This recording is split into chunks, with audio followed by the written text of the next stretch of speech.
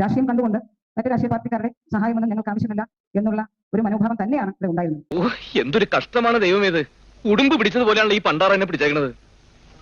ഇതെന്ന് പറയുന്നത് നമ്മളെല്ലാവരും സന്തോഷത്തോടു കൂടി പിരിയേണ്ട ഒരു അവസ്ഥയാണ്. അങ്ങനെയും പറയാം.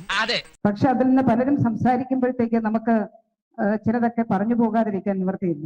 നിന്റെ വേഷം കെട്ടൊന്നും എന്റെ അടുത്ത് വേണ്ട. മറ്റുള്ളവർ പറയുന്നത് ചെയ്യുന്നതൊന്നും എല്ലാം തെറ്റാണ് എന്ന് പറയുക,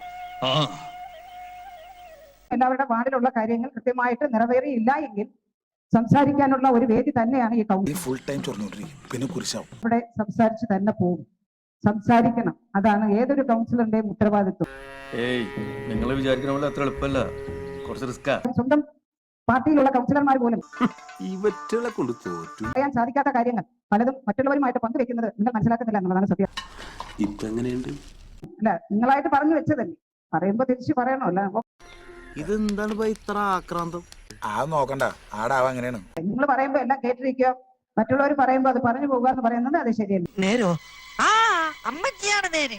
സരിയും ഇനിയെങ്കിലും അതൊക്കെ നിർത്തണം. വിനാശകാലേ വിപരീത ബുദ്ധി. ആ കുട്ടിയോട് മത്സരിക്കണ്ടെന്ന് പച്ച മലയാളത്തിൽ ഞാൻ പറഞ്ഞതല്ലേ, ഇപ്പൊ നാണം കിട്ടില്ലേ? നമ്മളെല്ലാവരും ഒരുപോലെയാണ് എന്നുള്ള ഒരു ചിന്തയോട് കൂടി പെരുമാറാൻ ഇനിയെങ്കിലും വരുന്നവര് ശ്രമിക്കുക. ഞാൻ ഇത്തിരി സ്നേഹം കൊണ്ട് എന്തെങ്കിലും പറഞ്ഞു പോയാ അതും കുറ്റം.